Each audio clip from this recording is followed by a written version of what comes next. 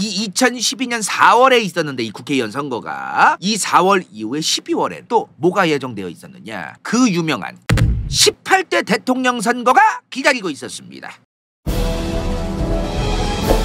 권력으로 읽는 세계사 2. 자, 당시 새누리당의 박근혜 후보 대 민주통합당의 문재인 후보 요렇게 이제 2파전이 아니었죠? 좀 맨 왼쪽에 이정희 통합진보당의 이정희 후보, 저는 박근혜 후보 떨어뜨리려고 나왔습니다 라는 어록으로 굉장히 유명한, 자 18대 대선 결과는 박근혜 후보 51.55%, 문재인 후보 48.02%라는 결과가 나와요. 근데 뭐 박근혜 정부 좀 순탄했습니다. 여러모로 순탄했던 게 뭐예요? 일단은 총선 결과도 새누리당이 150석 이상이긴 했으니까 일단 여대 야소, 박근혜 후보가 당선됐고 박근혜 대통령 정권이 시작되는데, 게다가 박근혜 후보의 여당인 새누리당이 이제 152석까지 차지하고 이러면서 시작을 했던 거예요.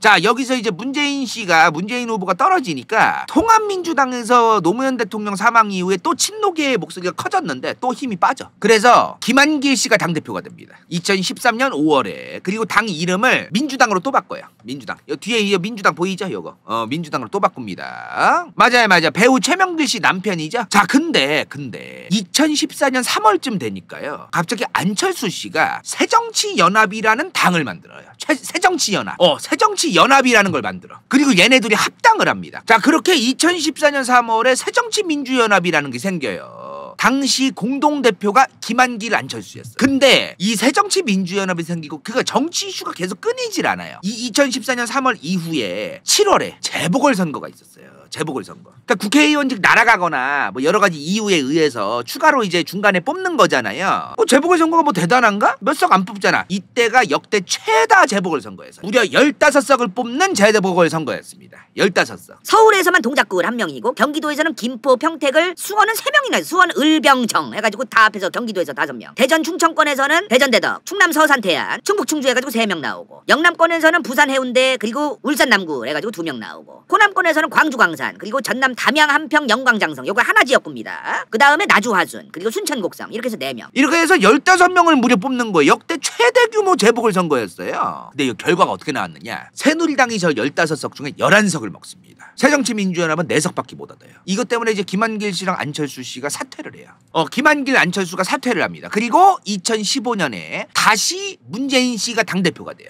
다시 당대표가 돼. 이때부터 다시 저 민주당 안에 친노무현계로 불리던 사람들이 또 얼굴이 등판되고 목소리가 커지기 시작합니다. 그러니까 민주당이라는 당은 저 노무현 대통령과 관련되어 있는, 노무현 대통령을 팔아먹어가지고 이제 계속 정치하려는 사람들 있잖아요. 그 사람들을 중심으로 할 때가 있고 그 사람들이 중심이 아닐 때가 있고 이제 그런 겁니다. 요게 좀 트러블이 있었던 거예요. 자, 아무튼 간에 이제 2015년부터 새정치민주연합에서 문재인 씨가 당대표가 되니까 친노무현계가 아니었던 사람들은 설 자리가 점점 없어지는 거예요. 대표적으로 김한길 씨, 정동영, 뭐 박주선, 천정배 뭐 등등등 이런 사람들이 자기들이 설 자리가 점점 없어지는 거예요. 그래서 이 사람들이 새정치민주연합을 우르르 나갑니다. 안철수를 중심으로. 그래서 국민의당을 만듭니다. 자, 우르르 나가가지고 이제 생긴 게 바로 이제 국민의당이에요.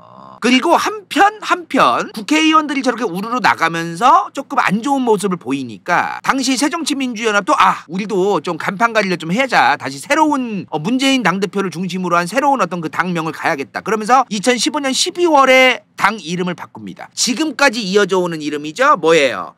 더불어민주당입니다. 이거 당 이름 꽤 오래됐어요. 2015년 12월에 만들어진 겁니다. 더불어민주당이. 그리고 2016년 1월부터라고 쳐도 지금 9년이 넘었어. 당 이름 안 바꾸고 쓴 지가 꽤 오래됐어요. 그러니까 이 당의 지지율이 꽤 높으면 당 굳이 간판가리를 안 하는 거고, 이 더불어민주당 전까지만 해도 그 민주당 계열 정당들이 얼마나 간판가리를 많이 했습니까? 한나라당은 새누리당 한번 바꾸고 한나라당 꽤 오래 쓰다가 이제 그랬잖아요. 간판가리를 잘 안 하잖아. 근데 당 간판가리 해야 되는 이유가 생기면 하는 거야. 시끄러운 일이 생기면. 자, 아무튼 간에 2016년 2월에는 국민의당이라는 당이 만들어져요. 그러니까 순서가 더불어민주당이 2015년 12월 그리고 국민의당은 2016년 2월입니다. 탈당하고 나서 몇 달 동안 좀 놀아요, 이 양반들. 저그들끼리 뭐 만나서 이제 커피도 한 잔 빨고 이제 그러면서 일단 탈당은 그 전에 한 겁니다. 예전에 한 건데. 근데 국민의당이 언제 만들어졌다고 그랬어요? 2016년 2월이라 그랬죠? 2016년 2월에 국민의당이 만들어졌습니다. 안철수 당이에요. 근데 2달 뒤에 2016년 4월에 뭐가 기다리고 있었어? 20대 국회의원 선거가 기다리고 있었습니다.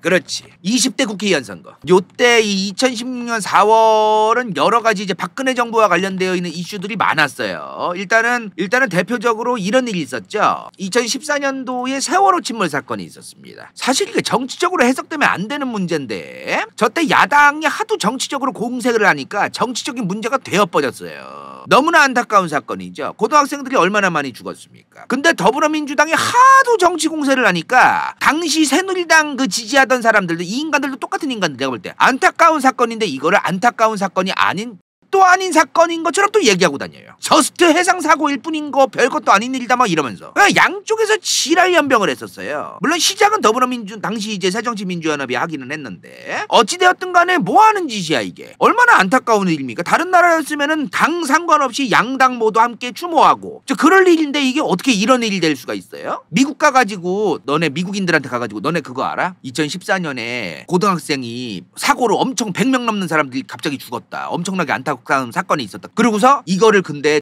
또 아닌 일이라고 한쪽에서는 얘기하고 한쪽에서는 이거를 가지고 대통령의 7시간만 가지고 지랄을 떨었다. 그래가지고 정치화 돼가지고 이게 사람들이 대놓고 추모를 하는 것조차도 눈치를 봐야 되고 대놓고 추모하면 좌파고 추모 안 하면 이제 우파고 이 지랄 났다 우리나라가 대한민국이. 얘기해봐 가가지고 얼마나 창피스럽나 진짜로. 이거 얼마나 이거 정신 나간 짓이에요 이게. 너무나 안타까운 일이에요. 안타까운 사건인데 이거를 갖다가 정치화 시켜가지고 자, 그 다음 두 번째로 2015년에는 한일 위안부 합의가 있었어요. 이거는 보수 진보 떠나서 난리도 아니었어요. 물론 이제 극단적인 보수 단체 당시 이제 뭐 태극기 집회나 어버이 연합 같은 데서는 옹호를 하긴 했는 거로 기억이 되는데 전 국민적으로 이거는 좀 비판을 많이 받았습니다. 보수 진보 떠나가지고. 자, 요러한 일이 있고 나서 아직 박근혜 대통령 뭐 태블릿 PC 이런 거 안 나온 거예요 지금. 2016년 4월이면은 아직 멀었어. 2016년 9월 10월 돼야 이제 태블릿 PC 얘기가 나오기 시작해요. 그래서 이제 박근혜 정부 때 그 탄핵 정국 최순실 이제 게이트 뭐 태블릿 PC 요거는 아직 몇 달 기다려야 돼.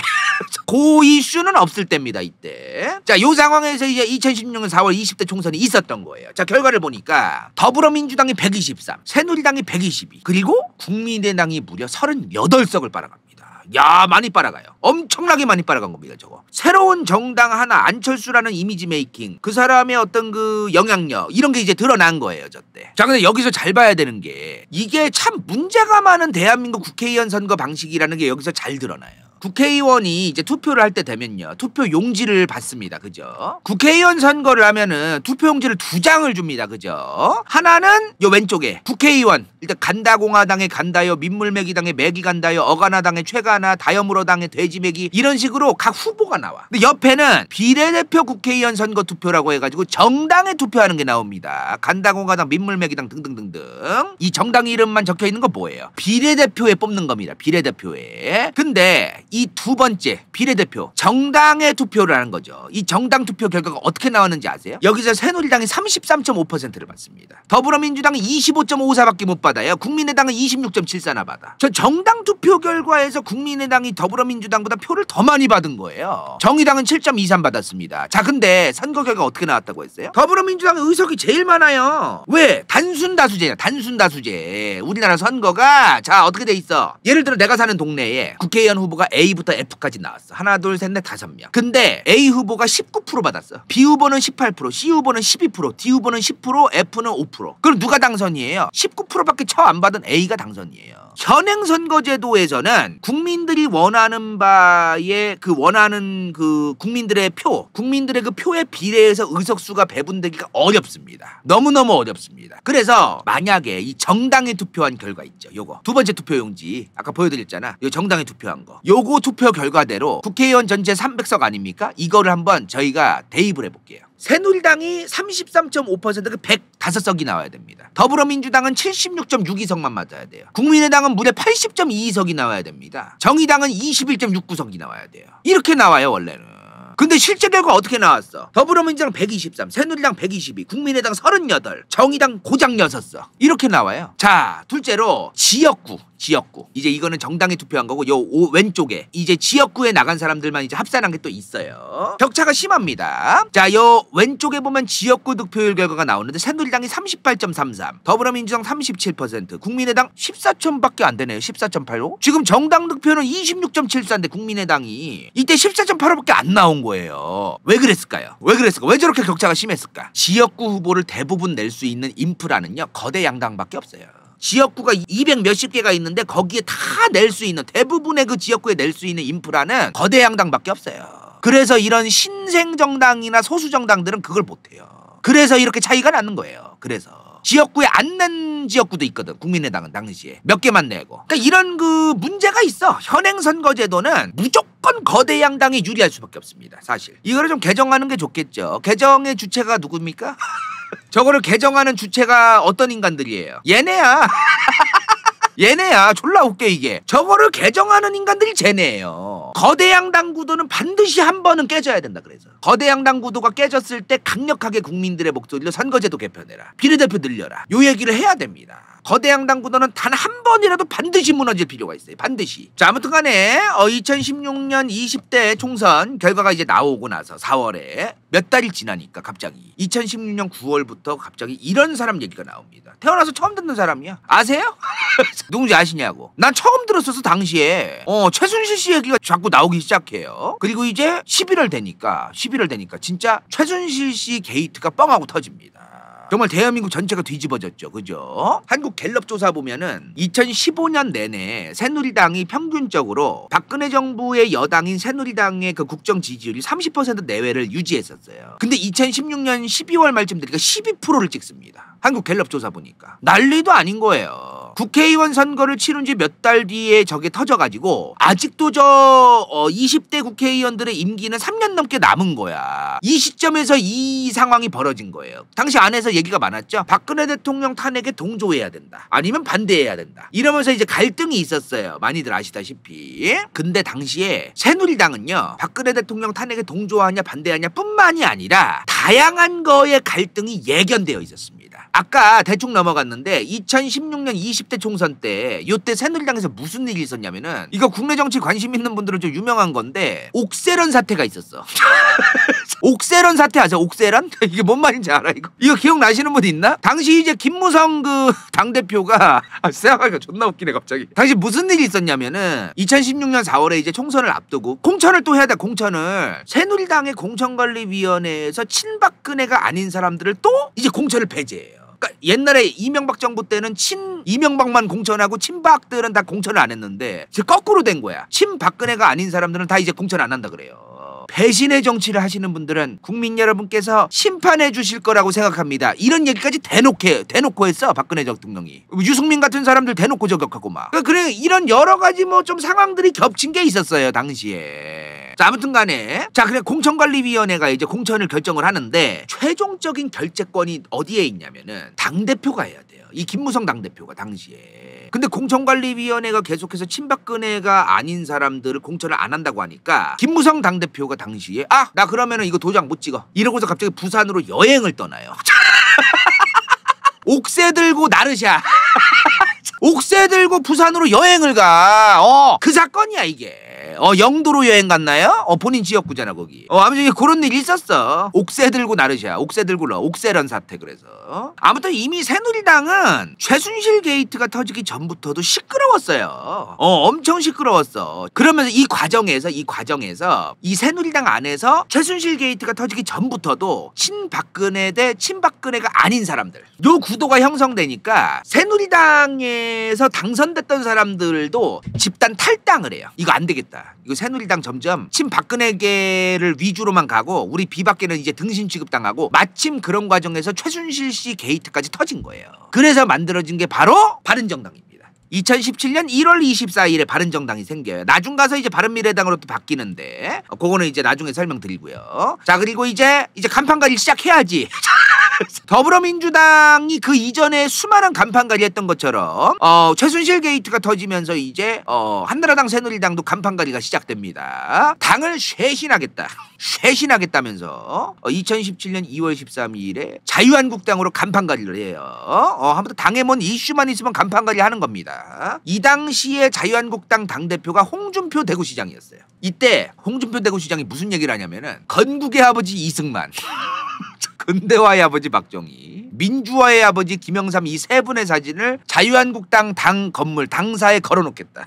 이거 사진 검색해보시면 실제로 걸려있는 거 있어. 당시 이런 드립을 쳐. 그거 실제로 해요. 자, 그리고 나서 2017년 3월에 박근혜 대통령이 헌법재판소에서 파면당합니다. 실제로 탄핵을 당해요. 자, 그리고 이제 다들 아시죠? 탄핵이 된 그 날로부터 이제 60일 안에, 최대 60일입니다. 탄핵을 당한 그날로부터 60일 이내에 대선을 치러야 됩니다. 자, 그래서 2017년 5월에 대선이 치러져야 돼요. 자, 더불어민주당의 문재인 후보, 자유한국당의 홍준표 후보, 국민의당의 안철수, 바른정당의 유승민, 정의당의 심상정 후보, 이 5명의 토론은 요즘까지도 짤로 돌아다니는데, 자, 그러다가 이제 유승민 씨를 중심으로 한 바른정당은 나중 가서 이 대선 끝나고 나서 안철수의 국민의당이랑 합당을 하면서 바른미래당이 됩니다. 그래 바른정당이 바른미래당이 그래서 된 거예요.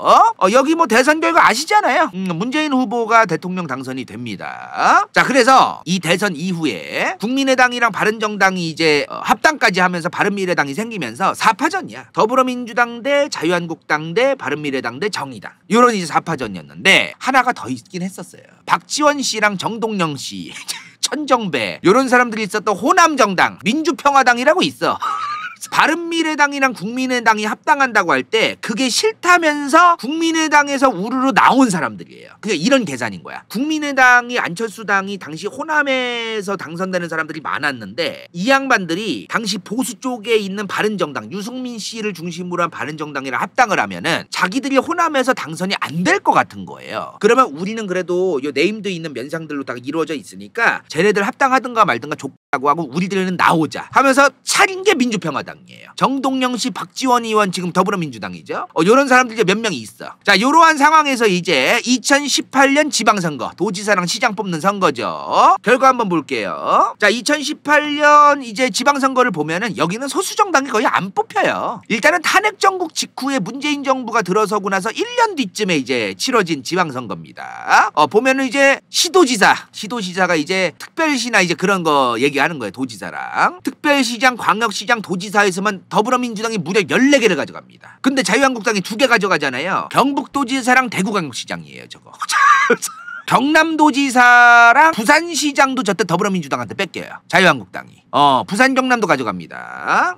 대구 경북 빼고 다 가져간 거야. 그리고 이제 요 뭐 시도의원 요거는 빼고요. 이제 어떤 뭐 구청장, 광역시나 이제 특별시의 구청장이죠. 그리고 시장, 군수들 전체 226개인데 이 중에 151개를 더불어민주당이 가져가고 자유한국당은 50세개밖에 못 가져가요. 이 50세개 대부분이 경북이야, 경북.